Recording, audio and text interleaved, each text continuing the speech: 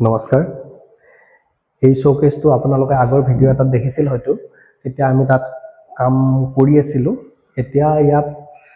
এতিয়াও সম্পূৰ্ণ হোৱা নাই, মোটামুটি 90% কাম কমপ্লিট হৈছে।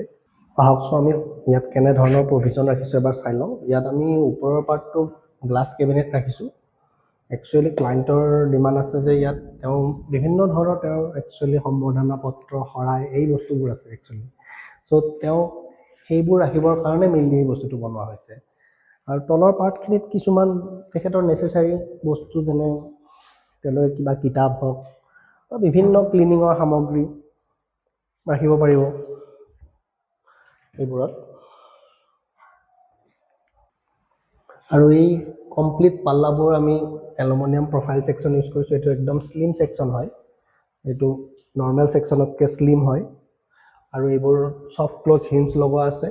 ইয়াৰ পাল্লাবোৰ ছফ্ট ক্ল'জ হয়, চব অট'মেটিক আপোনাৰ ধুনীয়াকৈ ক্ল'জ হৈ যাব।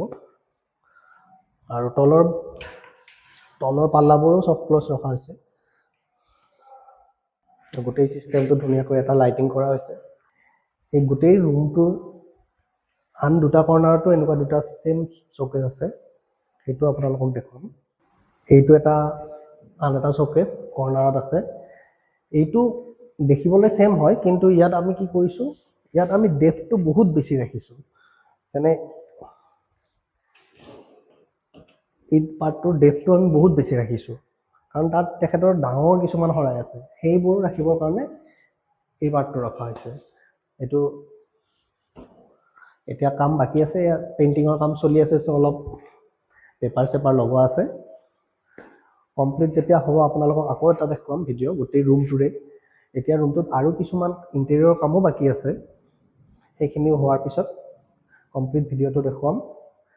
এনেধৰণৰ আপোনালোকেও যদি বিভিন্ন ধৰণৰ কিবা ইণ্টেৰিয়ৰৰ কাম কৰিম বুলি ভাবি আছে, তেন্তে আমাৰ লগত যোগাযোগ কৰিব পাৰে। আৰু এনেদৰে আমাৰ ভিডিঅ'বোৰ চাই যাব, ছাপোৰ্ট কৰি যাব। ধন্যবাদ।